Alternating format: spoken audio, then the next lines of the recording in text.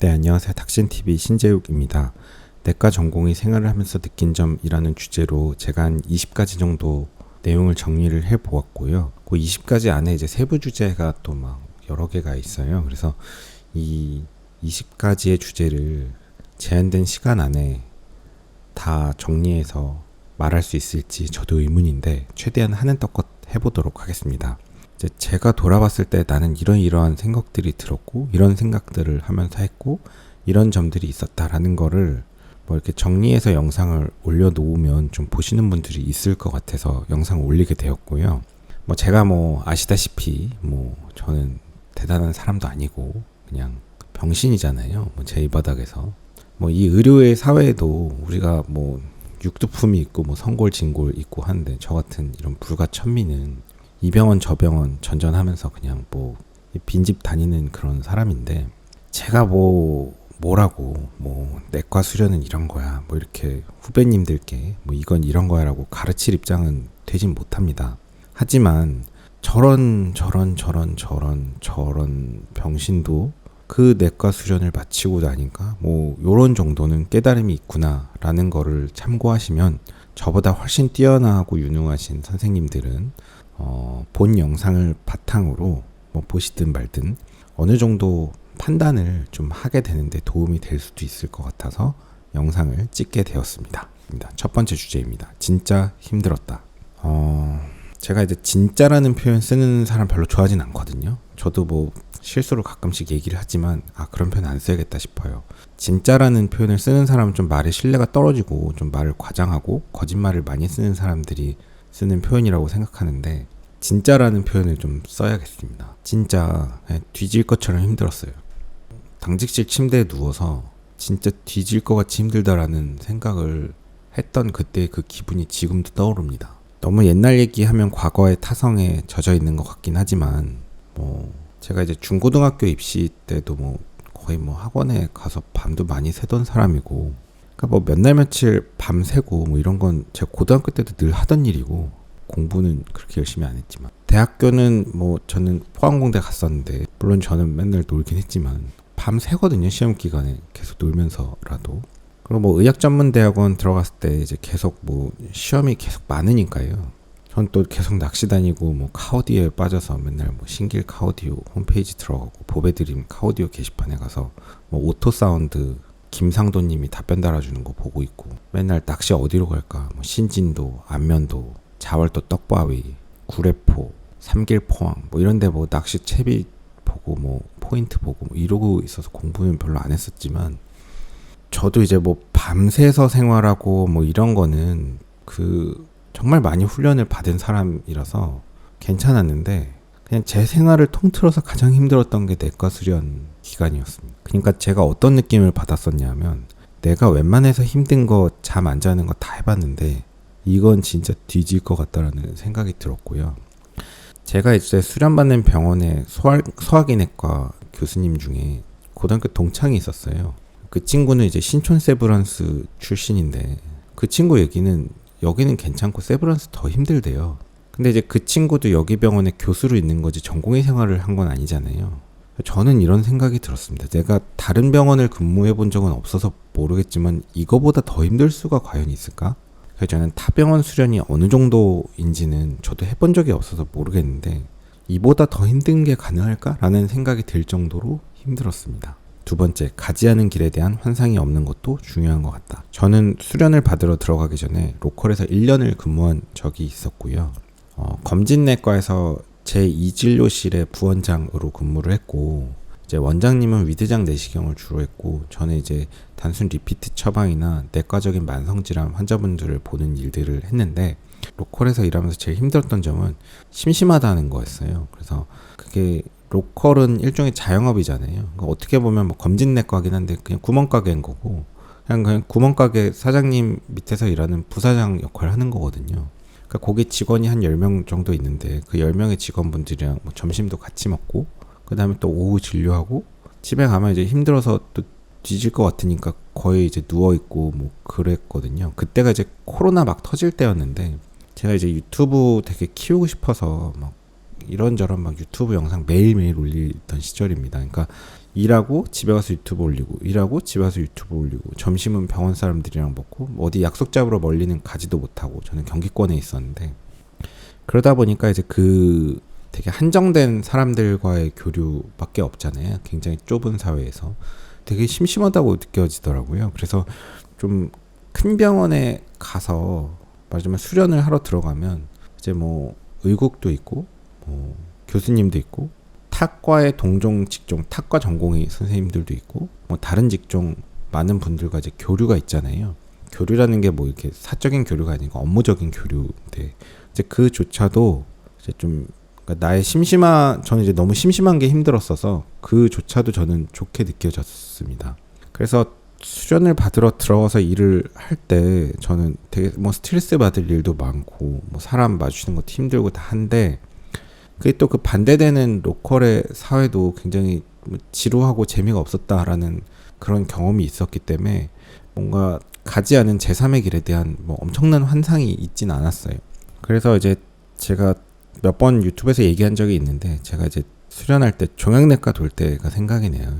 종양내과 돌 때 이제 아침에 뭐 회진 돌고 막 이제 막 회진 오더 있었던 거 뭐 인터벤션 어레인지 하고 막 오더 정리하고 항암 처방되고 환자 보호자 상담하고 뭐 연명 받아야 되는 거 있으면 받고, 뭐 이제 오후 회진 준비하고, 뭐 종양내과 환자들 맨날 하는 게 뭐 파라센테시스, 뭐 그다음에 소라센테시스, 그다음에 변비약 뭐 이런 것들 통증 조절 뭐 있잖아요. 주치의사에서 할 일들이.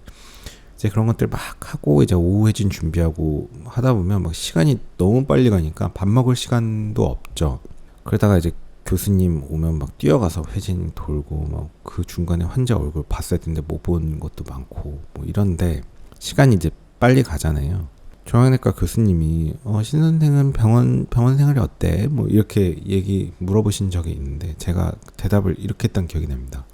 시간이 너무 빨리 가가지고 정신이 없어서 좋다, 이렇게 얘기를 했었는데요. 사람이 시간이 많으면 또 잡생각이 많이 들잖아요. 뭐 저도 이제 제 나름의 이런저런 다 사연들이 있고 하니까 이제 또 잡생각이 많아지면 또 기분이 별로 좋지 않아요. 뭐 여러분이 아시다시피 저도 뭐 대책이 없잖아요. 근데 이게 너무 바쁘게 일하면 그런 생각을 할 시간 자체가 아예 없습니다. 그러니까 스스로 뭐 자책하고 뭐 잡생각이 들고 이럴 시간이 없고, 그냥 막 미친 듯이 막 처리하다 보면 이미 막 회진 시간이고 이미 퇴근 시간 돼 있고, 막 빨리 가고 싶어서 막 일하다 보면 10시 돼 있고, 집에 가자마자 자고. 그래서 시간이 너무 잘 가서 좋고 잡생각을 할 틈이 없어서 좋다라는 생각을 들었었는데, 이제 그런 상황 자체가 괴롭다고 생각하면 그것도 괴로울 수 있는데, 저는 그냥 시간이 많고 여유로운 것도 괴로웠고, 그냥 잡생각이 많이 드는 것도 괴로웠고, 로컬에서 지루한 것도 싫었었어서 그냥 그런 가지 않은 길 로컬에 대한 환상은 크게는 없었던 것 같습니다. 그래서 뭐 수련을 하러 들어가서 뭐 수련을 떠나서 시간이 빨리 가고 할 일이 많고 정신없고 이런저런 사람과의 부딪히면서 적절한 스트레스를 받고, 그런 거 자체가, 그런 고통이 오히려 너무 없어도 힘들었기 때문에 싫지 않았다는 게 있었고요. 세 번째 주제입니다. 어떤 환경이든 하기 나름이다. 저 이런 소리 사실 제일 싫어하는데요. 제일 싫어하는데 맞는 얘기긴 하거든요. 그러니까 뭐 어떤 환경이든 결국 자기 하기 나름이긴 합니다. 근데 자기 하기 나름은 나름이라도 환경이 좀 좋은 거랑 자기 하기 나름인데 환경이 나쁜 거랑은 다르잖아요. 그런 점은 있는데, 그래도 결국에 자기 하기 나름인 게 꽤 크긴 큽니다. 그래서 뭐 내과 수련을 받을지 말지, 무슨 과 수련을 받을지 말지, 어떤 의국에 갈지 말지 많은 고민거리가 있겠지만, 뭐 또 어떻게 보면 아무 데나 가도 다 마찬가지인 것 같기도 합니다. 왜? 결국 본인 하기 나름이니까요. 뒤에 몇 가지 얘기들을 할 건데, 네 번째입니다. 수련은 사실상 직장이다. 저희가 학교를 다닐 때는 학교 선생님이 알려주고, 돈 내고 학원 다닐 때는 돈을 내면 학원에서 막 떠먹여주고 하는데요. 이제 수련을 들어가면 사실 수련을 받는 입장이랑 뭔가 이 괴리가 뭐냐면, 우리는 수련의다, 수련을 받으러 병원에 다닌다라고 생각을 하지만, 결국 돌아보면 내과 수련 다 받아도 뭐 할 줄 아는 게 없고, 할 줄 아는 게 별로 없고, 내가 뭘 배웠는지도 모르겠고, 수련을 받고 나니까 오히려 더 모르는 것 같다는 생각도 들거든요. 뭘 배우는지 모르겠고, 이 일을 내가 왜 하는지 모르겠는데 내가 하기 싫은 일들만 계속 하고 있고, 관련 없는 이상한 잡일들을 많이 하게 되는데요. 조금 꼰대 같은 얘기일 순 있는데 저도 이제 그런 거 되게 싫어하는데 결국 어쩔 순 없는 거는 좀 받아들여야 되는 게 결국 이제 직장 생활입니다.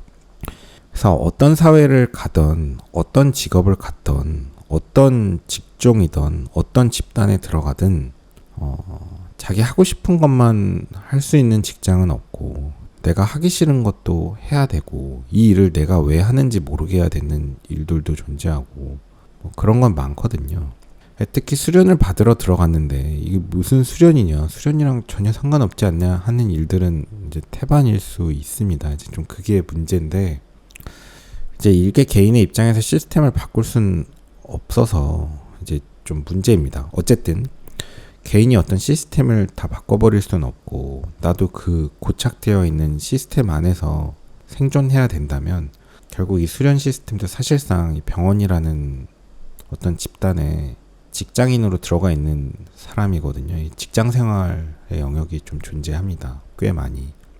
5번째, 서당계 3년이면 풍어를 읊는다. 제가 꼭 얘기하고 싶은 주제인데요. 저는 이 의사 집단 내에서 그렇게 뛰어나지 않거든요. 결국에는 뭐 병원을 이 병원 저 병원 전전할 때마다 제가 주도적으로 선택한 건 없고 다 이제 빈대 찾아다녔습니다. 그런데 요 얘기를 드릴게요. 나 같은 병신도 이렇게 빈대 찾아다니면서 인턴, 레지던트, 전임이 다 하고 나니까 인턴 1년, 전공이 3년, 전임이 거의 2년이니까 5년 수련하고 나면 이게 1년 인턴 했을 때랑 전공이 1년차 때랑 다르고 전공이 1년차 때랑 2년차 때랑 다르고 전공이 2년차 때랑 3년차 때랑 다르고 3년차 때는 이제 사실상 백업 보고 이러니까 이제 진짜 다 아는 건 줄 알았는데 꽤 이제 본인 능력치가 오른 것 같거든요. 사람 다 살릴 수 있을 것 같고 막 중환자실 보면 라인 다 잡고 바이탈 다 잡을 것 같은데 또 전임이 해보고 나니까 또 그때보다 많이 성장했다 싶고 또 그 전임이 2년차가 되니까 또 더 많이 성장했다 싶기는 해요.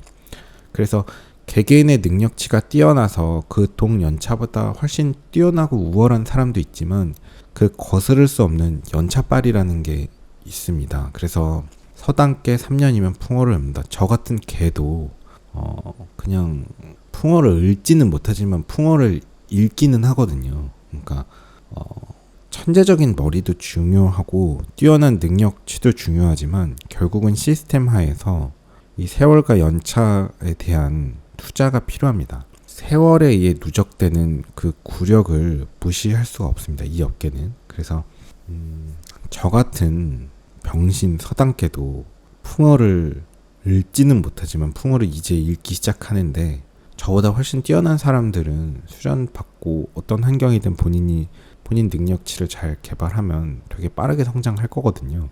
그래서 성장을 하긴 합니다. 6번째, 공짜로 뭐 가르쳐주는 사람은 없다. 꼭 알아야 되는 내용인데 저도 뭐 있는 줄 알았거든요. 내과 들어가면 뭐 가르쳐줄 줄 알았는데 뭐 가르쳐준 거 하나도 없어요. 전임이 들어오면 누가 막 붙잡아서 막 가르쳐주는 사람 없거든요. 고민을 많이 해봤습니다. 이게 다 수련 시스템 안에 있는 거면 내가 배우려고 온 거 아닌가? 돈 벌려고 온 게 아니고 난 배우러 온 거니까 많이 배워야 되는데 근데 그거는 이제 나의 생각이고 우리들의 생각이고 현실 세계에는 뭐를 공짜로 막 이렇게 떠먹여주면서 가르쳐주는 사람은 존재하지 않습니다. 우리가 주식도 마찬가지잖아요. 진짜 좋은 정보가 만약에 있다면 그 정보를 막 누구한테 막 알려주는 사람이 있나요? 만약에 있어도 알려주지 않죠. 먹고 사는데 중요한 고급 정보, 고급 기술은 다른 사람도 그 과정까지 가기 쉽지 않았고 그 쉽지 않게 획득된 그런 지식, 노하우, 기술은 또 다른 사람한테 그냥 공짜로 떠먹여주는 사람은 세상에 존재하지 않아요. 사람이 나빠서 그런 게 아니고 존재하지 않아요. 이 의사사회만 그런 게 아니고 모든 직종이 다 그럴 거예요. 내가 타일을 배우러 가도 그 기술을 막 떠먹여서 알려주는 사람 없고 미장을 배우러 가도 미장 기술을 떠먹여서 알려주는 사람은 없어요. 수련을 받으러 병원에 들여와도 그 수련의에게 막 떠먹이면서 막 다 알려주는 사람은 존재하진 않습니다. 그래서 일단 그거에 대한 이해가 있어야 되고 입장을 바꿔서 저도 생각을 해보면 가르치는 입장에서도 이거 사람 붙잡고 가르치는 게 쉬운 일은 아니거든요. 그래서 이제 수련이는 배우러 들어가면 이제 본인이 알아서 잘 뜯어 먹어야 됩니다. 그러니까 뜯어 먹는 것도 능력인데요. 잘 뜯어 먹어야 됩니다. 동물들도 공생 관계가 있잖아요. 뭐 서로 도움이 되는 관계가 있듯이 어떤 집단이나 다 마찬가지고 이 수련회도 이제 공생 관계라는 게 좀 존재할 수 있죠. 뭐 교수님들한테 갈 수 있는 잡콜들을 좀 처리하고 뭐 어느 정도 해결할 수 있는 것들을 해결하고 뭐 회진을 더 수월하게 돌 수 있게끔 정리를 잘 하고 그만큼 본인이 존재의 가치가 생기면 본인도 이제 조금씩 뜯어 먹을 수 있는 위치에 가게 되거든요. 그러니까 어느 정도 좀 이 사람이 그만큼 중요한 사람이 되는 거고 그렇게 중요한 사람이 밑에서 일하면서 교수님들은 또 타성해졌고 자기 일을 조금씩 넘기게 된단 말이에요. 그럼 그 넘기는 일을 받아 먹으면서 이제 본인이 커야 되니까 그게 결국 뜯어먹는 과정입니다. 그러니까 그렇게 어렵게 기술을 배우는 거지 이게 피수련회로 들어갔다고 누가 막 이렇게 가르쳐주고 그런 게 있는지는 잘 모르겠습니다. 제가 알기론 그런 곳은 없고 세상에 그런 직종과 그런 시스템이 존재하는 곳은 없어요. 그래서 제가 볼 땐 그렇습니다. 그래서 그게 왜냐하면 세상은 일단 따뜻하진 않거든요. 세상은 차가워요. 세상이 차갑다는 걸 알고 공짜로 떠먹여주는 사람은 또 존재하지 않는다는 걸 이해하고 그 관계 속에서 어떤 뭐 표현이 적절하진 않은데 좀 공생관계를 만들어서 본인이 뜯어먹을 수 있는 걸 뜯어먹어야 됩니다. 어느 사회나 다 그렇잖아요. 그러니까 우리가 내과 수련을 들어가면 뭐 내시경실이 쫙 펼쳐져 있고 우리가 이제 내시경을 다 할 수 있게끔 뭐 쭉 가르쳐주는 시스템이 되어 있는 의국은 존재하지 않을 거예요, 아마도.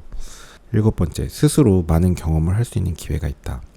그러니까 공짜로 가르쳐주는 사람은 없는데 수련회로 들어가면 주치의를 하게 되고 주치의로서 그래도 할 수 있는 경험들이 많이 있습니다. 저 같은 경우는 내과 전공의 수련을 할 때 심장 초음파를 되게 열심히 했었는데 3년차 때는 자기가 선택해서 좀 관심 있는 과를 더 돌 수 있었고 저는 순환기내과가 관심 있어서 순환기내과를 좀 더 돌았고 더 돌면서 웬만한 환자는 응급실에 초음파 다 갖고 가서 초음파를 다 보고 그랬는데요. 제가 있었던 병원에서는 캣방에서 초음파가 없어지면 저한테 전화가 걸었어요. 혹시 초음파 가져갔냐고. 왜냐하면 제가 맨날 에코 갖고 갔으니까. 내과 전문의 시험을 칠 때 그 당해 연도 내과 전공의가 정확히 몇 명인지 모르는데 한 5,600명 되려나? 700명 되려나? 그 정도 될 것 같은데 제가 생각할 때는 그 전체 중에 심장 초음파를 제일 많이 경험해 본 전공의는 뭐 제가 첫 번째일진 모르겠지만 5손가락에 들 거라고는 믿어 의심치 않습니다. 그 정도로 저는 전공의 수준에서 많이 해봤었고 잘하진 못하지만 해보려고 노력을 했었는데요.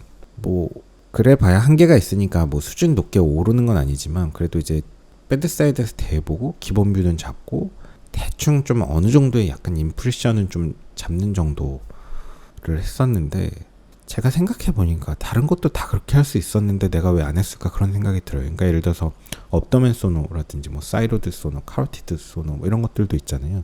그런 거 다 할 수 있거든요. 뭐 소화기 파트 돌면서 리버 돌 때 배드사이드로 캔서 환자 있으면 CT 찍고 CT 판독만 볼 게 아니고 배드사이드 소너 가져가서 한번 확인도 해보고 이게 누가 떠먹여주는 사람은 없고 내가 뭐 완벽하게 알긴 어렵지만 적어도 배드사이드에서 많이 경험을 해보고 대보면은 이게 좀 정상인지 아닌지 내가 보던 거랑 완전히 다른지 아닌지 정도는 구분할 수 있고 그 정도라도 되면 이제 안 해본 거랑은 천지 차이고 본인이 필요해서 이제 본격적으로 공부를 하게 되면 되게 빠르게 진입할 수 있단 말이에요. 그러니까 스스로 경험을 공부할 수 있는 기회는 많이 있습니다. 근데 그게 그 수련병원 밖에 있으면 사실 기회가 없거든요. 환자 몸에 어떻게 초음파를 대봐요. 뭐 그러니까 대학병원에 들어가서 수련의로서 있으면 가르쳐주는 사람 없지만 본인이 노력하에 경험할 수 있는 기회는 많다라는 거고 예를 들어서 한 가지 더 말씀드리면 뭐 홈벤트가 있죠. 호흡기내과 환자들 이제 트라키오스토미하고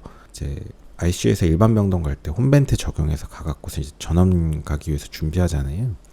근데 이런 홈벤트 세팅에 대해서 저는 개인적으로는 관심을 갖고 공부를 많이 했던 편인데 벤트도 공부를 좀 했던 편이고 홈벤트에 대해서도 많이 공부를 했던 편입니다. 저를 인공호흡기 가르쳐 주셨던 이제 호흡기내과 ICU 교수님이 하셨던 이제 김순정 교수님 하셨던 얘기가 있는데 벤트에서 제일 중요하지 않은 건 모드다 이런 얘기를 하신 적이 있습니다. 처음에 인공호흡기 공부할 때 뭐 PC가 어쩌고 뭐 AC 모드가 어쩌고 뭐 SI MV 모드가 어쩌고 뭐 이런 모드 거리는 사람들이 있는데 사실 어떤 가스 익스체인지의 그 자연적인 원리, 뭐 프레셔 그레디언트의 확산, 그 다음에 알베올라 벤틸레이션, 데드 스페이스, 그 다음에 렁의 일라스틱 리코일, 일라스티시티, 컴플라이언스, 그 다음에 흉광을 음압을 만들어서 렁 익스펜션 하는 거.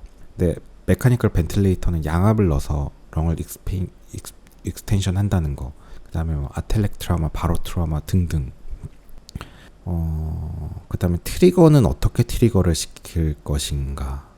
우리가 뭐 프레셔로 트리거할 건가, 뭐 플로우로 트리거를 할 건가, 그 센시티비티를 어떻게 할 건가. 서포트를 하는 거는 타이달 기준으로 서포트를 할까, 혹은 프레셔 기준으로 할까. 프레셔를 언제까지 줄 것인가, 시간으로 초 단위로 할 것인가, 아니면 뭐 피크 플로우의 뭐 20%가 될 때 끊을 것인가 등등. 아니면 그냥 우리가 원하는 타이달 도달할 때까지 프레셔를 유지할 것인가. 뭐 미니 벤틸레이션 얼마일 때 알람이 울릴 것인가, 피크 프레셔 얼마일 때 알람이 울릴 것인가 등등 여러 가지. 그 본질을 이해하는 게 중요하고, 그 본질을 이해하고 나서 그냥 이게 어떻게 구현이 돼서 어떻게 돌아가고 있는지를 이해를 하고, 그래서 그런 구현을 위해서 이런 모드를 만들어서 대충 이렇게 돌리고 있는 거구나 라는 거를 이해를 해야지, 무슨 모드는 뭐가 어떻고 무슨 모드는 뭐가 어떻고 이러면 이제 안 되거든요.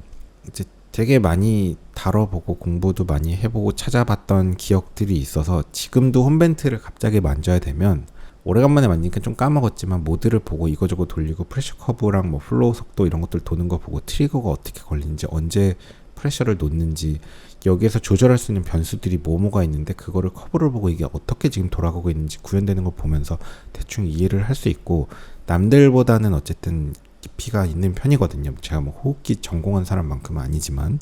그래서 그런 것도 전공의 생활을 하면서 충분히 이제 경험을 해볼 수 있는 기회는 많았는데, 홈벤트 한 번도 안 거들리는 사람들도 있어요. 그냥 남이 세팅하는 거 그대로 돌리고, 뭐 일 터지면 가서 뭐 보는데 윈년차 노티하고, 윈년차 노티 화났는데 사실 화낸 사람 본인이 모르니까 화내는 거잖아요. 저같이 아는 사람한테 그런 노티 오면 제가 신나서 달려가고 세팅 다 해주고 왜 그렇게 했는지 설명도 해주고 할 텐데, 그러니까 어쨌든 이런 뭐 벤틸레이터나 홈벤트 이런 것들도 본인이 관심을 갖고 조금 이렇게 들여다보면 되게 많이 알 수도 있거든요.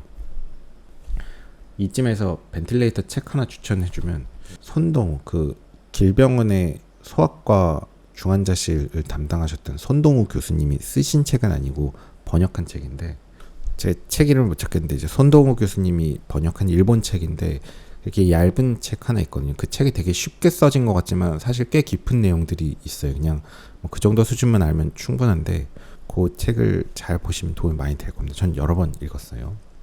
그 다음에 어떤 8번째 주제인데, 어떤 병원이든 장단점이 있습니다. 제가 이제 다 병원을 경험한 건 아니지만, 저는 이제 내과 수련은 건대병원에서 경험을 했고, 전임의는 이제 다른 병원에 와 있는데, 그래서 그러니까 이 두 개 병원을 이렇게 보게 된단 말이에요.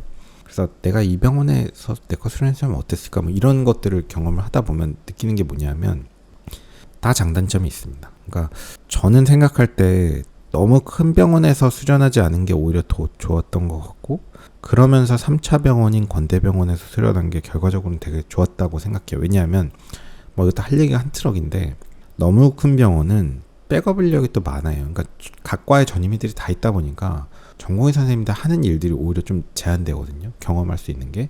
근데 제가 있었던 건대병원은 사실 웬만한 과의 전임의가 별로 없기 때문에, 소화기내과 빼고는 사실 웬만한 일은 그냥 전공의가 다 해요. 그러니까 어떻게 보면 되게 힘든 환경인데, 그만큼 다른 병원에선 거의 전임의가 하는 일들을 전공의 때 다 했거든요. 예를 들면 저는 전공의 때 중환자실 보면서 뭐 PICC도 했고, 뭐 소라세테시스는 수도 없이 많이 했었고, 그 다음에 에크모 주치 다 했거든요. 뭐 호흡기 돌 때 VV 에크모 주치 했고, 순환기 내과 돌 때 VA 에크모 주치 다 했고, 에크모 기간 길어지면 이제 뭐 어웨이크 에크모도 하고, 뭐 피딩도 하고 이럴 때 뭐 엘소 가이드라인인가 뭐 이런 가이드라인 같은 거 있어요. 그래서 뭐 담당 교수님이 뭐 주치가 찾아봐야지 그럼 누가 찾아보냐 이러면서 그런 거 보내주면서 공부해보고 어떻게 할지 결정하라고, 뭐 이런 얘기들 많이 받고 했었는데, 아예 큰 병원은 전임의들이 있으니까 전공의 때 뭐 에크모 같은 거 구경도 못 하잖아요. 그러니까 뭐 그런 걸 경험을 꼭 해야 되는 건 아니지만, 어쨌든 큰 병원과 작은 병원, 어떤 병원이든 그 시스템화의 장단점은 있습니다. 그래서 무엇이 좋다, 무엇이 나쁘다는 아니지만 병원마다 장단점은 있어서 꼭 좋은 뭐 어떤 병원이 몰아서 좋대더라 뭐 이런 거를 찾아가는 것보다는 어떤 병원을 가도 다 장단점이 있는 것 같습니다. 9번째 주제. 배우기 쉬운 것은 배울 가치가 없는 일이고 배우기 어려운 일이 배울 가치가 있다.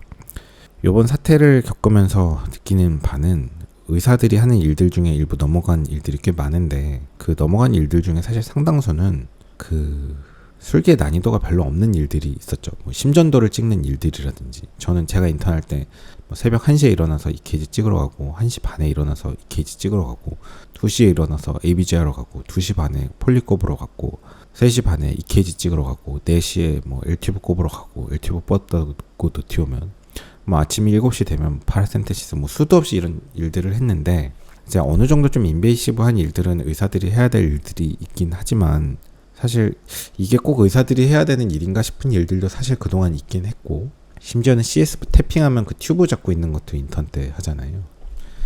그러니까 이제 이게 정말 그냥 의사라서 하는 일이 아니고 정말 그냥 이 병원에서 제일 시간당 인건비가 싼 인력이라서 하고 있는 그런 일들이 많았는데 어쨌든 그게 의사의 일들이 일부 많이 넘어간 일들이 있는데 결국 다른 사람한테 이렇게 잠깐만 가르쳐줘서 금방 넘어가는 그런 술기들은 그동안은 면허라는 거에 의해서 의사의 일이었고 그래서 의사라는 일이 가치가 있는 것처럼 보여줬던 적이 있지만 결국 그런 면허 시스템 하에 보호되는 거는 하루아침에 법이 바뀌면 무너지잖아요. 그러니까 결국 그동안은 저는 그런 것들도 가치가 있는 줄 알았는데 이렇게 한 방에 무너지는 걸 보면 결국 이제 배우기 쉬운 일들은 다 가치가 없습니다. 면허로 보호를 받든 안 받든. 그러니까 배우기 어려운 일을 해야 돼요.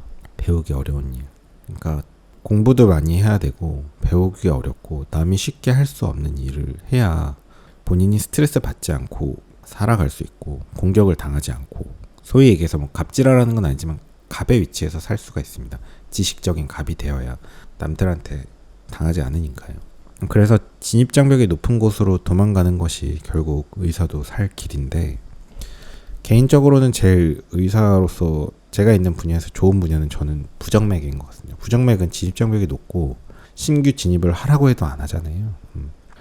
그래서 그런 쪽에 저는 좋은 것 같고 인기과는 아니지만 뭐 이런 말 하겠지만 비인기과들 중에서도 그 본인의 어떤 술기를 익히고 그 분야의 분과를 하면 그 사람이 없으면 돌아올 수 없는 그런 과들이 있단 말이에요. 뭐 많잖아요. 그런 분야는 비인기과에도. 저는 그런 쪽을 하는 것도 괜찮은 것 같습니다. 제 생각은.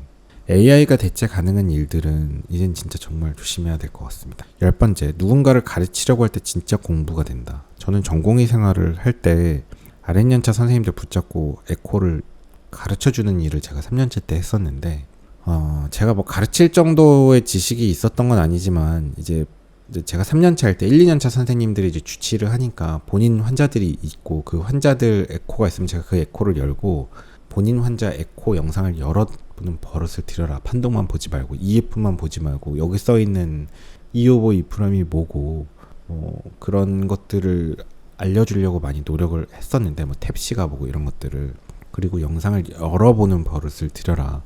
그러면서 제가 이 영상은 뭐를 보려고 한 영상이고 소노그래퍼 쌤이 이런 걸 보려고 이 영상을 잡은 거고 그런 것들을 이제 제가 설명해 주는 거를 했었거든요. 열심히 했었죠. 뭐 구이병동 조안의과 병동에 가고 거기 주치쌤 일하고 있으면 시간 좀 있냐고 잡아서 10분만 시간 내달라고 하고 에코 영상 틀고 가르쳐주고 그랬는데 사실 이제 그거 왜 했냐면 내가 도움이 되기 때문에 했습니다. 내가 도움이 되기 때문에. 물론 이제 주치를 하는 전공의 선생님들이 그 주치할 때 에코 판독지를 조금 더 이해를 할 수 있고 그 영상을 열어서 보면 훨씬 더 많은 판단을 할 수 있고 큰 그림이 보일 수 있어서 그거를 1, 2년차 때 알면 얼마나 더 보람된 전공의 생활이 될까 싶어서 알려주고 싶었던 마음도 있었는데 궁극적으로는 다른 사람을 가르침으로써 제가 도움이 되기 때문에 했거든요. 소라센테시스를 했는데 뭐 트랜스데이트인지 엑스데이트인지 뭐 단순히 그 표만 보고 트랜스데이트인지 엑스데이트인지는 뭐 개나 소나 다 할 수 있는 일들이잖아요. 근데 그 라이츠 크라이테리아가 어떤 근거로 나온 거고 엑스데이트에 대한 센시티비티가 높게 잡은 건지 그러면 그 결과가 애매할 때 이거를 이거는 굉장히 센시티비티가 높으니까 엑스데이트로 나왔지만 센시티비티가 굉장히 높은데 경계에 있는 걸 보면 이거는 거의 트랜스데이트고 그냥 소라센테시스 할 때 RBC 몇 개 믹싱돼 갖고 약간 이렇게 믹싱되는 게 좀 보였는데 그것 때문에 LDH 높아져서 그런 거다. 뭐 이런 식으로 분석할 수 있는 그런 경험들이 이제 생기고 그런 걸 남들한테 가르치면서 내가 이제 1년차 선생님한테 라이츠 크라이테리아를 알려주려고 하면 이제 또 다시 다른 사람한테 가르쳐주면서 내 지식이 정리되고 하거든요. 그래서 뭐 또 호흡기내과 교수님이 1년차들 이제 ICU 오면은 뭐 벤틸레이터 좀 알려줘 뭐 이러고 가면은 네 알겠습니다. 그래서 갖고서 이제 벤틸레이터 알려주려면 그렇게 얘기를 하면서 나도 또 공부가 되는 거고 그러다 보면 SIM프가 이게 뭐 어떻게 돌아가는 거였지? 약간 또 좀 찾아봐야 되고 뭐 그런 게 생긴단 말이에요. 그러면서 이제 늡니다. 그래서 누구를 가르치려고 할 때 진짜 공부가 된다. 지금부터 좀 빨리 진행할게요. 11번째, 아는 게 힘이다. 이게 결국 정확히 잘 알아야 본인이 힘이 있는 사람이 됩니다. 지식적으로 강해야 돼요. 잘 모르면 동공이 흔들리고 화를 내요. 누구한테 물어볼 때 그 상대방이 잘 모르잖아요. 그럼 동공이 흔들리고 화를 냅니다. 그래서 제가 전공의 생활할 때 누구라고 얘기하기는 좀 그런데 이 윈년차에 좀 딱 한 명. 그래서 정말 잘 아는 사람은 명확하게 얘기를 하고 본인이 잘 곰곰이 판단해서 이제 컨펌을 합니다. 근데 잘 모르는 사람은 막 화만 내고 뭐 이제 지랄지랄 하죠. 사실 일을 하다 보면 어떤 직종과 연차에 따른 어느 정도 상하관계가 생기지만 그 어떤 시스템 하의 상하관계도 중요한데 결국 본인의 지식이 없으면 그 서열은 유지되지 않아요. 본인이 뭐 의사 직종이고 연차가 높아서 뭐 결정을 할 수 있는 권한이 있지만 그 어세스가 틀리고 그러면 다른 직종, 다른 연차에서도 질문이 들어올 수 있을 때 정확하게 본인이 알지 못하면 본인의 그 어세스를 밀고 나갈 수 없거든요. 그래서 결국 이제 좀 정확하게 알아야 되는 그런 일들이 생기고 결국 그게 이제 공부를 하게 되는 부여가 동기부여가 됩니다. 결국 병원에서는 좀 아는 게 힘입니다. 너무 모르면 본인이 되게 힘들어요. 이제 왜? 내가 모르니까 내가 판단해야 되는데 다른 사람이 아닌 것 같은데요 라고 할 때 그 말이 맞는 것 같은데 나도 나를 잘 모르겠으니까 이러면 안 되는 겁니다. 그 다음에 내과 전공의로서 응급실 경험에 대한 얘기를 좀 하고 싶은 게 있는데 요즘에는 내과 전공의가 응급실을 보면 이제 블랙이라고 보더라고요. 저는 사실 잘 몰랐는데 저는 사실 선택지가 없어서 맨날 빈 병원만 다녔어요. 인턴도 빈 병원 후기로 갔고 내과 전공의도 빈 병원 갔고 전임의도 빈 병원 갔고 뭐 그랬는데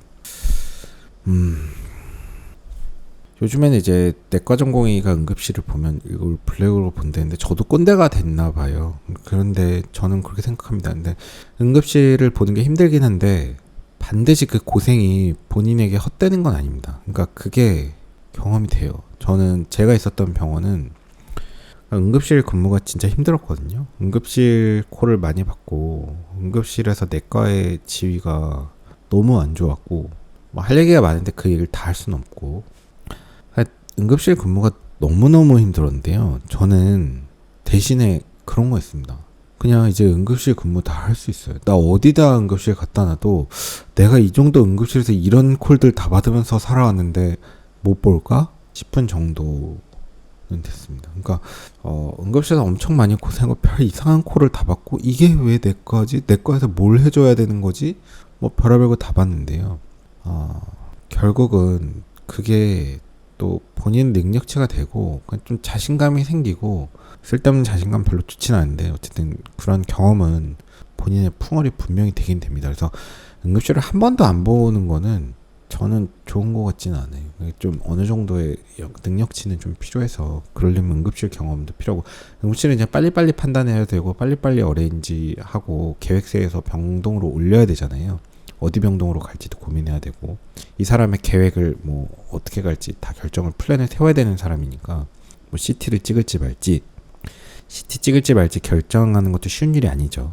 그런 것들 다 응급실 생활하면서 경험을 하게 됐고 탁과 협진 어디까지 보고 올라갈지 뭐 어느 정도 급하게 처리해야 될지 뭐 일이 너무 많으면 응급실에 좀 깔려 있어도 되는 환자인지 이런 거를 판단하는 게 다 배우는 과정인 것 같고 그래서 뭐 이런저런 경험들이 있었어요. 뭐 응급실에서 근무하는데 다리가 안 움직인다 내과를 찍어서 다리가 안 움직인 거에 내과를 찍지 가서 보니까 이제 다리에 펄스가 없고 뭐 PAOD 뭐 이런 문제였는데 병원마다 약간 PAOD 보는 과들이 좀 다른데 뭐 그래서 내과에 전 찍히면 인터벤션 어린이인지 하고 PT 하고 그다음에 제가 있던 병원은 보통 신장내과로 올라갔습니다. 뭐 그 병원마다 시스템이 다른데 도대체 이 다리 안 움직이는 환자를 왜 신장내과로 입원시켜야 되는지는 모르겠지만 그건 병원마다 시스템이 다르고 이걸 왜 내과에서 뭐지? 내가 이걸 뭘 어떻게 해줘야 되지 싶은 것들을 막 받고 뭐 엉덩이 블리딩도 내과 콜 찍히고 무릎 부으면 또 정형외과 부를 줄 알았는데 내과 찍어요. 그럼 또 아스피레이션에서 검체 내보내고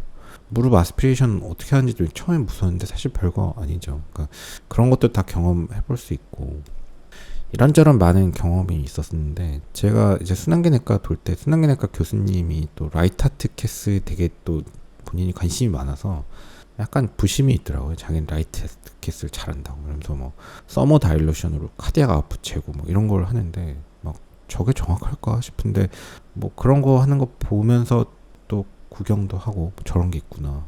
병원마다 시스템이 다른데 제가 있었던 병원은 투석 처방을 전공의가 직접 뱉고 그러니까 아이오를 얼만큼 뺄지 뭐 이런 거를 이제 각 주치의가 했는데 병원마다 다르더라고요. 어떤 병원은 그냥 신장내과에서 알아서 결정하기도 하고 그다음에 방코 TDM, 아미카신 TDM 뭐 이런 건데 뭐 좋은 병원은 방코마이신 TDM을 이제 진단검사외과에서 막 다 들어간 투약 시간이랑 계획 세워서 알려주고 그걸 레포트로 주고 피도 받고 하던데 제가 전공했던 병원은 그런 시스템이 있는지는 모르겠고 그냥 뭐 그런 게 어딨어요. 그냥 방코마이신 농도 나오면 피크 값이랑 트러프 값 갖고 주치가 알아서 판단하거든요.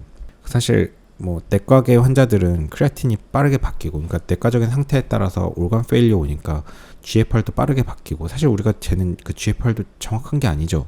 되게 간접적인 거고 인풋 아웃풋이 뭐 1000대 1000이냐 5000대 5000이냐에 따라서도 사실 약물 익스크리션이 다를 거고 이 사람의 MRSA가 진짜 있을 것 같은 환자인지 확신이 되는 환자인지 없을 것 같은데 그냥 엠피리컬하게 쓰는 건지에 따라서 다르고 이 사람이 방코마이시딘 인듀스드 AKI가 왔을 때 키드니가 망가지면 정말 연명계획에서 이 사람은 익스파이어 될 사람인지 아니면 뭐 그냥 키드니 망가지더라도 방코 확실히 써야 되고 안 되면 CRRT 갈 사람인지 뭐 이런 계획에 따라서 타겟 올간이 뭐 렁이냐 박테리미아냐에 따라서 그러니까 방코마이신 농도 어떻게 쓸지도 생각할 거리가 많고 그걸 가장 잘 아는 사람은 주치의라고 생각하고 뭐 어쨌든 저는 그래서 주치가 이런 걸 다 조절을 하는 병원에서 배웠는데 병원마다 달라요. 그냥 방코마이신 진단검사 약과에서 레포트 주는 대로 하는 병원도 있는데 뭐 시스템이 좋은 병원은 좋은 대로의 장점이 있지만 그런 시스템이 없는 병원에서 수련을 하면은 그런 걸 더 조절을 직접 하면서 좀 어느 정도 감을 갖게 됩니다. 간격을 어떻게 할지 농도를 어떻게 할지 뭐 이러면서 그 다음에 아미카신 같은 약제가 제가 지금 있는 병원은 그런 약을 젠타마이신인가 낼 때 이제 ICU에서 이 젠타마이신 TDM 오래 걸린대요. 그래서 그 며칠이나 걸리냐고 그랬더니 한 이틀 걸린대요. 그래서 뭔 소리야 나 전공의 땐 그런 거 내면 타 병원에 검체 보내고 일주일 뒤에 나와가지고 이미 아미카신은 쓰고 있는지 기억도 안 할 때 레포트 나오고 이랬는데 그래서 좋은 병원과 나쁜 병원을 근무해 보면 뭐 좋은 병원 사람들은 자기네들이 좋은 병원인 걸 모르고 나쁜 병원에 있다 좋은 병원에 오면 나쁘다 좋다는 아니지만 좀 작은 병원에 있다 큰 병원에 오면 큰 병원에 이런 시스템이 다르구나 이런 게 보이는 게 있습니다. 그러니까 뭐 그다음에 전공의 경험할 때 저는 이제 항암 처방 이런 거 다 저희가 냈었는데 1년차 항암 처방 처음 내던 당직 시간이 아직도 잊혀지지가 않습니다. 그때 김세민 선생님이 오셔서 다 도와주셨었는데 빌리어리 쪽 항암 환자 이제 소아내과 쫙 입원하면 열 몇 명 입원하는 거 항암 처방 당직 삼아서 내야 되는데 뭐 폴피리녹스 뭐 이런 거 그런 거 있잖아요. 그런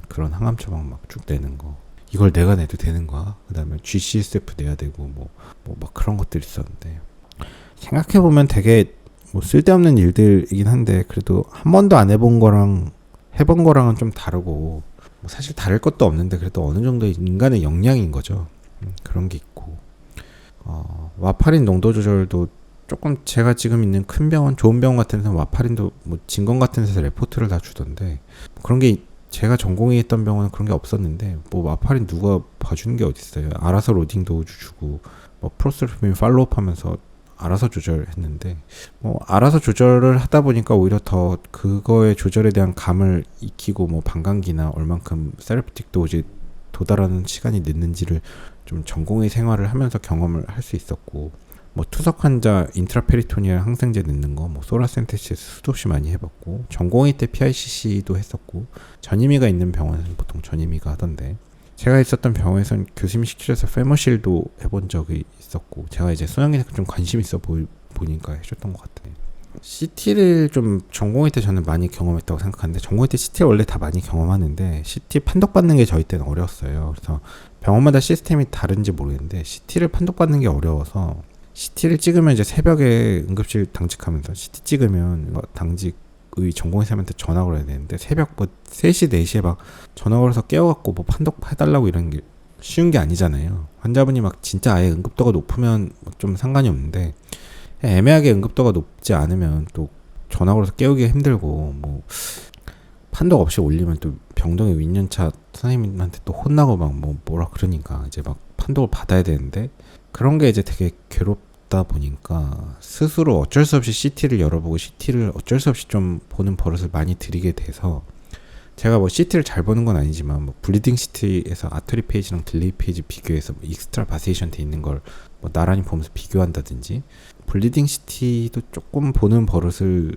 많이 들이긴 했었고, 일반적인 내과 환자들 뭐 콜라이티스인지, 그 다음에 뭐 GB 디스텐션, 커먼 바일 덕트 딜라테이션, 커먼 바일 덕트 스톤, 하이드로네프로시스, 뭐 유레터 스톤, 그 다음에 UTI, 유레터라이티스, 네프라이티스, 시스타이티스, 그 다음에 뭐 키드니 사이즈 보고 AKI인지 CKD인지 좀 구분한다든지, 리버 보고 뭐 적어도 LC 환자인지 아닌지 정도 구분한다든지, 뭐 판크레아타이티스 혹은 크로닉 판크레아타이티스는 좀 특징적인 것도 있고 등등, 뭐 판크레아틱 덕트 딜라테이션 등등. 잘 아는 건 아니지만 대충 봐서 여기가 좀 이상한데, 여기가 좀 보던 거랑 다른데, 이거는 좀 빨리 알아봐야겠는데, 아닌지인지 그 정도는 조금은 알게 됐고, 그래서 이제 영상의학과에 밤에 깨워서 뭐 판독 좀 봐달라고 할 때 또 그냥 막연하게 판독 봐달라고 하면 뭐 어떤 것 때문에 봐달라고 하는 거냐 이렇게 물어보잖아요. 그러면 사실 뭐가 잘못된지 모르겠는데 일단 큰 문제 없는지 봐달라고 이러면 또 너무 병신 같으니까 어쩔 수 없이 공부를 하게 됐고, 그 다음부터는 이제 뭐 이 사람 주소가 뭐로 왔는데, 판크레아틱 덕트 뭐 커먼 바일 덕트를 내가 쭉 트래킹 해봤는데 스톤이 보이는 거 없는데 위쪽에 좀 딜라테이션이 있고, 판크레아틱 덕트도 딜라테이션이 있고, 뭐 GB도 좀 딜라테이션 돼 있어서 뭔가 커먼 바일 덕트 딜라테이션 된 것 같고, 뭐 랩도 좀 그렇고 되게 환자가 septic한데 내가 봐선 스톤이 안 보이는데 스톤 좀 봐주면 안 되냐, 뭐 이렇게 얘기를 하면 그래도 좀 조금 아주 병신 같진 않잖아요. 그러니까 이제 병원 시스템이 뭐 응급 영상의학과에 판독받는 시스템이 뭐 그렇게 저는 좋지 않다고 생각하는데, 전화 걸어서 깨우는 게 뭐 그런 시스템이다 보니까 어쩔 수 없이 CT를 내가 보는 버릇을 들일 수밖에 없게 됐고, 그러면서 CT를 많이 나름대로 보게 된 것 같습니다. 뭐 풀모너리 엠볼리즘이나 DVT 뭐 이런 거는 뭐 어렵지 않고, 여튼 그런데 뭐 병원마다 참 다른 게 많이 보이죠. 제가 전공했던 병원은 코로너리 CT를 응급시간에 찍을 수 없었는데요, EKG 게이티들을. 지금 있는 병원은 응급실에 다 찍어주거든요. 그래서 그런 거 차이에 의해서도 이제 환자를 어떻게 분류할지가 바뀌죠. 병원의 시스템이 어떠느냐. 뭐 그런 것도 신기하죠. 그러니까 되는데 병원에만 있던 사람은 당연히 되는 줄 알죠. 근데 뭐 응급시간에 EKG 게이티드 코로너 CT 안 지키는 병원도 많이 있습니다. 그래서 그렇게 열악한 환경에서 배우는 것도 또 그 나름대로의 배우는 게 있고, 제가 인턴했던 병원에서는 파라센테시스 할 때 뭐 소노를 준 적이 없어서 그냥 이렇게 손으로 피지컬하고 파라센테시스 했거든요. 근데 사실 원래 우리 오스키시펙스 할 때 이렇게 손으로 하잖아요. 그거 전공의가 되니까 소너를 보면서 파라를 하는데, 그땐 또 소너를 볼 줄 몰라서 무슨 파라센테시스가 무슨 소너를 봐, 손으로 두들기고 하는 거지 싶었는데, 그러니까 이렇게 도구가 충분하지 않은 상황에서 이렇게 수련을 한 게 또 그만큼 또 영향이 되기도 하고, VV 에크모 주치할 때는 이제 리서큘레이션 문제가 있었는데, VV 에크모 하면서 문제가 있어서 이제 카테터 리포지션하러 들어가고 뭐 이랬던 기억이 있는데, 그 다음에 LC 환자 뭐 건블리딩으로 와가지고, 사실 건블리딩 별거 아닌데 이게 LC라서 블리딩 텐던시가 높으니까 이게 안 되더라고요. 그래서 막 AK 캐스 꽂고 막 건블리딩 하려고 막 치과 컨설턴트한테 치과에서는 안 되겠다. ENT 불러갖고 ENT에서 막 난리치고 다 도와주려고 했는데 잘 안 됐어요. 그랬더니 갑자기 신경과가 나타나가지고 신경과에서 인터벤션으로 우리가 해보겠다. 그래서 이쪽 동네를 이제 인터벤션 엠볼라이션 하고 뭐 이랬던 기억이 있고, 이제 제가 일했던 병원은 청담동 같은 데서 이제 미용병원에서 전원 오는 병원이 있는데 지방 흡입하다 키드니 럽쳐돼가지고 블리딩 CT 찍었는데 싱코피로 왔는데 알고 보니까 싱코피가 아닌 거 하이퍼볼레믹 샥이었고, 환자 이제 블리딩 CT를 찍었는데 블리딩 CT 판독이 IVC 콜랩스로 나왔더니 뭐 볼륨이 아예 없었다는 거죠. 그래서 어레스트 났었는데, 뭐 유로랑 인터벤션 영상의학과랑 막 컨설트하고 유로에선 수술할 상황 못 된다. 그다음에 인터벤션에서 뭐 엠볼라이제이션 하고 내과로 입원하자. 그래서 이거 왜 내과냐? 근데 내과에서밖에 못 본다. 그래서 내과로 받았던 기억이 있어요. 세데이티브 그런 케이스는 사실 제일 중요한 게 이제 다학제 시스템이 될 거면 뭐 세데이티브의 위험성, 이제 제가 했던 병원은 청담동 미용병원에서 어레스트 내갖고 가끔 보낸 경우가 있는데, 보통 뭐 이제 단순한 뿌띠 수술 같은 거 할 때 뭐 미다졸람이나 뭐 이런 거 주고 이제 환자분 주무시게 했다가 이제 세츄레이션만 보고 있다가 이제 제대로 안 보니까 이제 아스픽시아 어레스트 다 가지고 오는 경우들이 있었는데, 그래서 뭐 그런 환자들 많이 봤었고, 인턴이나 전공의 할 때 환자분 이송 많이 하는데, 인턴 때 이제 마취과방 들어가 보면 마취과에서 인투베이션 할 때 이제 단추 풀고 체스트월 움직이는 거 보잖아요.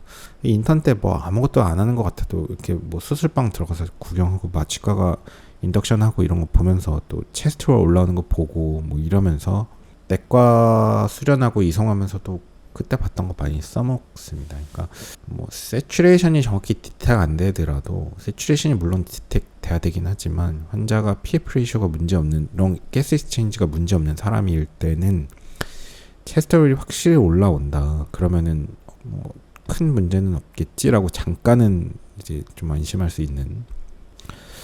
그다음에 뭐 뉴롤레틱 말리그넌트 신드롬으로 뭐 정신과 환자였는데 갑자기 막 열나고 막 환자 의식 없어지고 septic해져갖고 막 ICU에 내려와서 인투베이션 하고 막 난리치고 막 뉴로머스커 블록 쓰고 했던 것도 기억이 나고, 그다음에 ENT 환자였는데 이쪽에 뭐 캔서 있는 사람인데 계속 어레스트 나가지고 인투베이션인데 밤새도록 계속 VP 버레스트 나서 막 아미오다론 로딩하고 VP 버레스트 나면 샥 치고, 샥만 치면 또 다시 돌아와서 안정적인데 VP 버레스트 나고, 샥 치면 또 바이탈 안정적, 소변 잘 나오는데 또 VP 버레스트 샥 치면 돌아오고.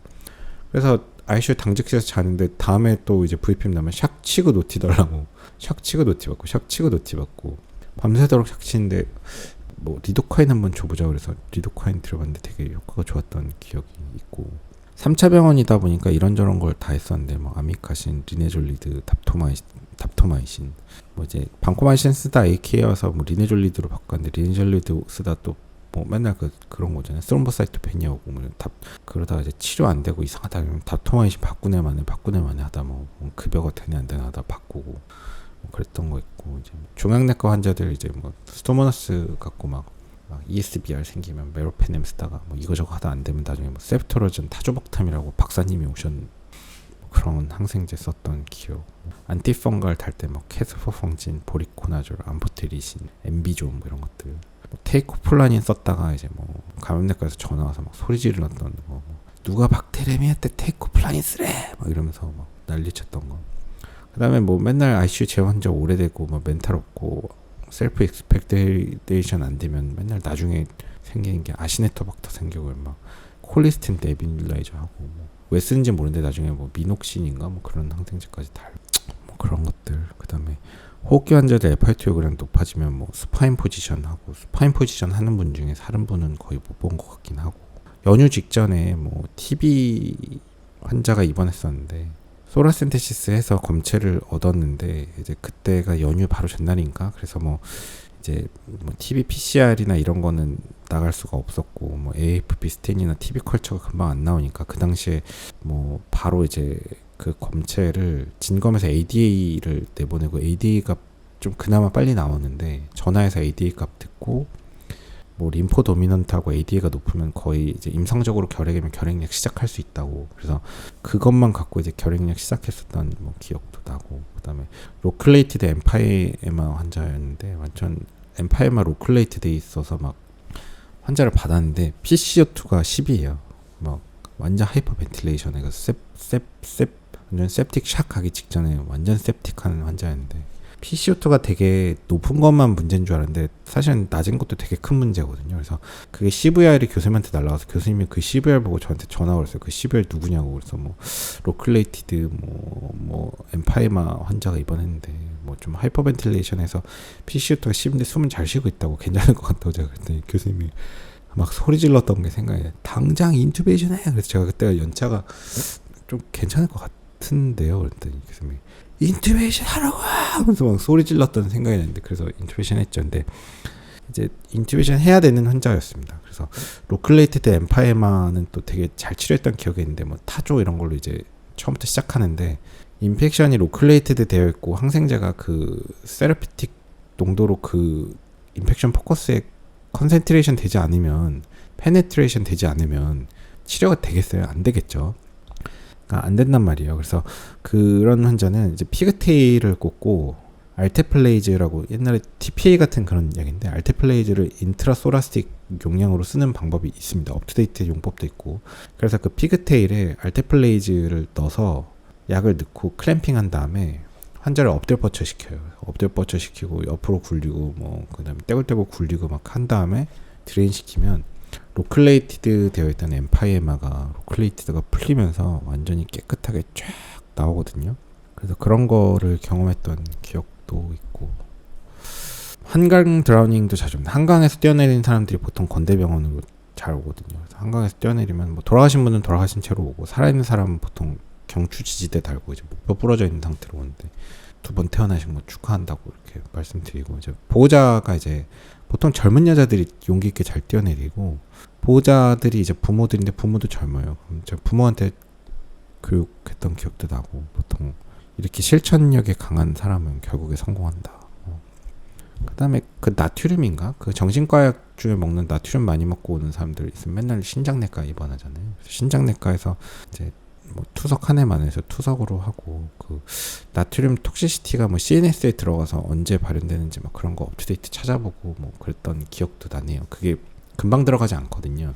그래서 뭐 그랬던 경험도 기억이 나고 신장내과에 있는 환자였는데 랍도마이오시스 환자였고 그 사람이 스타틴 고용량 쓰다가 뭐 랍도가 생긴 경우였는데 정말 스타틴 때문인지는 뭐 의문이긴 하지만 랍도 생기고 뭐 AK에 와서 CRRT 했던 사람인데 이제 뭐 정확하게 스토리는 기억이 안 나는데 그 사람을 이제 하이도즈 스테로이드 펄스를 해보자 뭐 이게 컨센서스가 돼서 스테로이드를 때렸는데 갑자기 어레스트가 나서 ICU 갔더니 나중에 알고 보니까 바울 퍼포.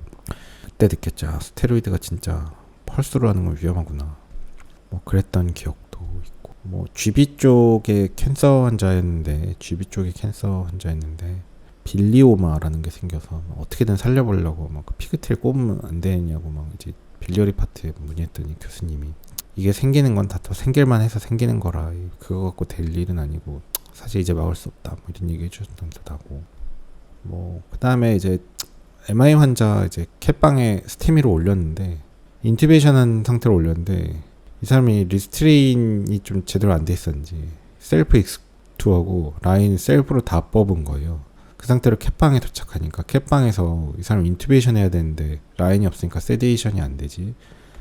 그 다음에 막 뭐 그러니까 한쪽에서는 막 C라인 페모랄로 막 잡으려고 난리치고 있고 인투베이션 하려고 환자 막 난리치고 막 뭐 어레스트 났다가 깨면 난리치고 어레스트 났다 깨면 난리치고 막 뭐 그때 기억이 이제 아 이게 정말 그 리스트레인이 또 중요한 거구나라는 생각도 나고 멘탈 없는 사람은 항상 아스픽시아 어레스트가 나죠. 그래서 뭐 LC 환자들 이제 뭐 락툴로즈 L튜브를 많이 주고서는 이제 많이 주다가 이제 갑자기 CT 찍으러면 CT 갔다 CT 어레스트 나면 대부분 보미팅하다 어레스트 나는 경우 등등 많은 기억들이 있는데 그런 것들이 다 제가 차마 방송에서 할 수 없는 많은 일들이 있었는데 그런 것들이 다 조금 경험이 됩니다.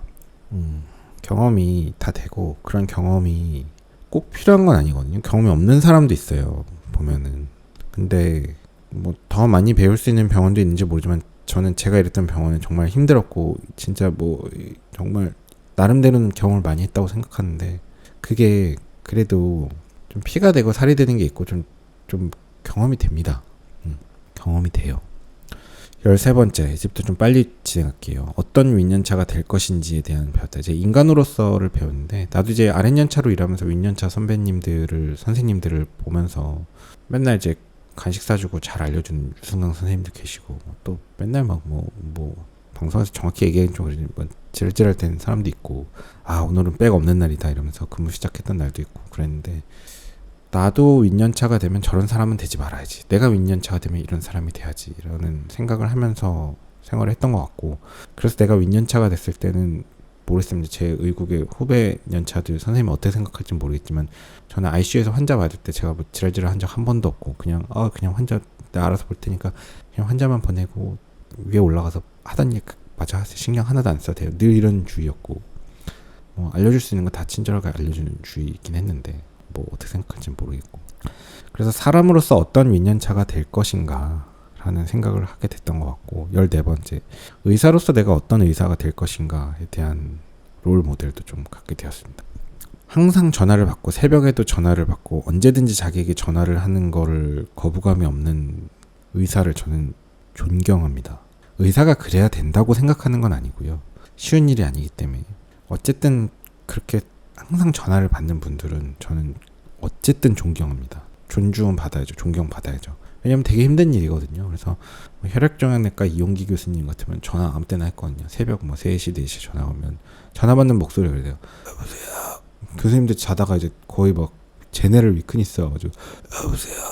교수님 지금 감염이 김길수님 지금 완전 septic shock이라서 지금 캐스퍼 펑진에 메로방코 쓰고 있는데 지금 혈압 떨어져가지고요, 500 로딩했는데 별로 반응 없는 것 같고, 근데 지금 신선생 이러면서 또 반갑게 받아요. 지금 바소랑 돌핀 달고 ICU 갈까요? 근데 저 박사랑 아미카신 추가하고 컬처 풀컬처 되고 있으면 내가 아침에 나가서 볼게. 고마워. 이렇게 딱 끝내시거든요. 이제 본인이 책임감으로 받으시는 건데, 보호자들은 이런 담당 의사들이 이렇게 고생하는지 모르시죠. 신장내과 조영애 교수님들 전화 오면 그 CKD로 팔로우업 하던 분이고, 투석하려고 AVF 준비했던 분인데 지금 완전 물차서 왔는데 디스니어를 얻고 인투베이션은 됐고, 지금 조절되지 않는 볼륨에 대해서 투석 적응증은 되는 것 같은데 ICU고 지금 당직 시간이라서 혹시 그냥 샤르트 돌려도 될까요? 신선생 이러면서 전화 받아요. 네, 그렇게 하세요. 그럼 전화 끊습니다. 1년차 때는 좀 많이 혼났는데 한 2, 3년차 되니까 되게 존중을 해주시더라고요. 그래가지고 호흡기내과 교수님 이름 까먹었는데 환자 잘 받아주시는 교수님 계시거든요. 입원할 때 없으면 거기로 입원하는데, 네 교수님 입원해도 될까요? 네, 감사합니다 하고 그냥 다 입원 받아주시는 교수님 계셨습니다. 그 김인혜 교수님, 하여간 문제 있으면 잘 받아주셔서 환자 입원시키고 늘 했던 분이신데 잘 받아주셨기 때문에. 제가 1년차 때 종양내과에 전과할 때가 있었는데, 그 환자가 아마 이제 신장내과에 입원했었는데 요로 계통에 이제 캔서가 있었던 환자였고, 이제 종양내과로 전과를 해야 되는데, 전과할 때 이제 과대과끼리 인수인계가 있으니까 그 전과할 때 어떻게 그 교수님한테 제가 이제 전과해도 될지 이제 전화드리면서 인수인계 같은 거를 좀 하는 상황이었는데, 제가 1년차 때 노트할 때 아직도 기억이 나는데, 무슨 이제 종양내과 그 환자 히스토리가 쫙 있잖아요. 수술력 있고 이렇게 항암 뭘 했고 신장내과 왜 입원했고 이런 게 있는데, 제가 1년차 때인가 잘 모를 때예요. 그래서 막 이렇게 차트 읽으면서 교수님한테 앞뒤가 정리 안 된 상태로 노티를 하는데, 그 종양내과 교수님이 이제 되게 그냥 재밌다는 식으로 듣는 느낌이 들더라고요. 그래서 이렇게 듣다가 근데 이제 또 사람이 성격 나쁜 사람 같으면 또 지랄지랄 하는 사람도 있거든요. 똑바로 알고 노티하지 지금 뭔 소리 하는 거냐고, 도대체 환자 알고 있는 거냐고 이렇게 얘기할 수도 있는데, 이제 그냥 친절하게 잘 들어주셨던 기억이 납니다. 그래서 그런 걸 보면서 저도 이제 내가 병원에서 일하면서 좀 어느 정도 연차가 쌓이고 좀 능력치가 있는 사람이 되면 신규나 잘 모르는 사람에 대해서 너무 못살게 구지 말고 좀 친절한 이런 사람이 돼야겠다라는 생각이 들었던 게 있고, 제가 인턴할 때 무슨 주치하는 과가 있었는데, 산부인과에 김법정 교수님이라고 계셨었는데, 다음날 이길 처방을 내야 되는데 밤 11시가 다 됐는데 제가 이길 처방 낼 줄을 모르는 거예요. 그때는 이제 병동 처방 낼 줄 모를 텐데, 근데 그냥 병동을 우연히 지나거든 관련 없던 이제 산부인과 김법정 교수님이 뭐 자기 다 해준다고 필요한 거 뭐 있냐 그러면서 막 일처방 내주셨던 기억이 있는데, 그런 걸 보면서 이제 그 당시엔 거의 구세주 같은 존재였거든요. 그리고 이제 그 김법정 교수님이 또 수술방 들어가서 이제 환자가 막 불안해가지고 수술실 받으러 이제 들어갈 때 이제 막 불안해하니까 막 괜찮다고 막 이렇게 환자 손 잡아주고 그랬던 기억이 나는데, 수술실에서 이제 인덕션 하기 전에 좀 들어와 계셨었는데, 그런 거 보면서도 느끼는 게 참 의사로서 어떤 의사가 되어야겠다 뭐 이런 롤 모델들이 좀 생기게 됩니다. 빨리 진행할게요. 5개 남는데 15번째, 연차가 쌓이면 조금 존중받는다. 연차가 낮을 때는 뭐 그냥 이래저래 공격을 많이 받습니다. 그래서 연차가 근데 좀 2년차가 되고 3년차가 되고 하면 공격을 좀 덜 받아요. 1년차 때는 당직 설 때 환자 뭐 열나면은 뭐 이제 컬처하고 뭐 세프트릭슨 달아놓고 뭐 피부 포커스 반드 잘 모르겠다 이렇게 노트 적어놓고 했는데, 다음날 이제 6년차 환자면은 혼나잖아요.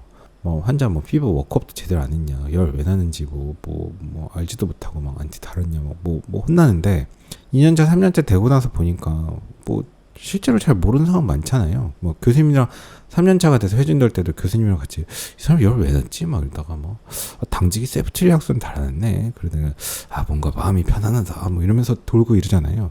사실은 실제로 그 주치고 그 담당 교수님이 돼도 뭐 열 왜 났는지 모르는 상황은 있을 수 있는 건데, 1년차 때는 뭐 그냥 뭐만 했다 하면 혼나거든요. 이러면 이래서 혼나, 저러면 저래서 혼나. 근데 이제 연차가 쌓이면 좀 덜 혼납니다. 이래저래 존중을 받기 마련이고. 16번째, 이름을 걸고 일할 때 책임감이 생기고 공부하게 된다. 결국은 주치의를 하면서 자기 이름을 걸고 하면은 뭐 주치의 정도라도 좀 찾아서 공부하게 돼요. 그러니까 결국 계속 누구 밑에서 누구의 백업하에 일하면 본인의 역량이 늘지 않고요. 이 정도 되면 이제 내가 해야겠다라는 생각이 드는 시점은 오지 않아요. 그냥 자기 이름 걸고 나 아니면 죽는다는 생각을 하고 일을 해야 잘할 수 있고 잘 늘고 본인도 더 공부를 하게 됩니다. 그래서 항상 제가 인투베이션 처음 했던 순간이 기억나는데, 처음 인투베이션 할 때 백을 누구 부르고 손 바꿔줄 사람을 구해놓고 할까 아니면 그냥 할까 고민했던 기억이 나는데, 항상 백이 있으면 하다 포기하거든요. 백이 없고 이 사람 나 아니면 죽는다는 생각으로 집중해서 잘 해갖고 하면서 이제 실력이 됩니다. 17번째, 돈보다는 가치 있는 일을 하는 삶. 전공의를 하고 바이탈을 하고 내과 수련하고 뭐 이런 일이 제가 돈 벌려고만 생각하면 이런 일을 하진 않을 거예요. 저는 제가 돈 벌려고 작정하면 사실 저는 로컬에서 돈을 더 잘 벌 수 있을 것 같습니다. 개원을 해서 여러 가지 일을 하면서. 근데 돈이 나쁘진 않아요. 저도 돈 좋아하고 다 좋은데, 돈 버는 것도 좋고, 저는 약간은 여유가 있는 편이어서 이렇게 아주 공급하진 않은 게 저의 문제긴 한데, 돈도 돈이지만 가치 있는 삶이라는 그 가치가 있어서 저는 하게 됐습니다. 그러니까 수련을 해서 더 이제 생명을 살리는 이런 중요한 일, 남들한테 너무너무 소중한 그 일을, 그런 가치도 있다고 생각을 해서 이런 일을 하고 있는 거고, 뭐 사실 저는 아직 돈 맛을 제대로 보진 못했어서. 18번째, 끝은 없고 그냥 그게 삶이라고 생각한다. 뭐 수련 끝나면 뭐가 될 줄 알고, 뭐 전임이 끝나면 뭐가 될 줄 알고, 뭐 의사면허 따면 뭐가 될 줄 알고 그랬는데 그런 건 없어요. 뭐 인턴 끝나도 모르고, 내과 전공이 끝나도 전문의 따도 모르고, 전임이 1년차 지나도 모르고, 2년차 해도 더 모르고, 계속 모릅니다. 근데 그냥 뭐 영원히 끝이라는 건 존재하지 않고 그냥 그게 삶이라고 생각하면 그냥 조금 더 됩니다. 그냥 직장 다닌다라고 생각하고 다녔고. 19번째, 생수병이라 했는데 타블로가 말한 어떤 쇼츠에서 나왔는데, 똑같은 생수가 뭐 500원이어도 뭐 마트에서는 500원, 편의점에서는 2,000원, 뭐 산꼭대기에 올라가면 5,000원이다. 그래서 똑같은 생수인데 어디 있느냐에 따라서 평가되는 가치가 다르다, 뭐 이런 얘기가 있는데요. 사실 의사도 그래요. 내과 전공의도 그렇고 전임의도 그렇고 뭐 이런 뭐 전문의도 그런데, 의사도 어느 곳에 있느냐에 따라서 본인의 가치가 좀 바뀔 수 있습니다. 그래서 본인의 가치가 조금 더 있는 곳에 가는 게 나을 수는 있을 것 같습니다. 그건 이제 본인이 잘 판단해 보시고. 20번째, 의사의 궁극은 개원입니다. 개원은 지능순. 저는 그렇게 생각하고, 그러면 넌 왜 개원 안 하냐? 저는 뭐 지능이 나빠서 개원 안 하고 이러고 있습니다. 오늘도 긴 영상 봐주셔서 감사합니다. 수고하셨습니다. 고속도로 1차로는 앞지르기 차로입니다. 계속 주행을 하시려거든 주행차로로 내려오십시오. 앞지르기 차로 계속 주행은 단속 대상입니다.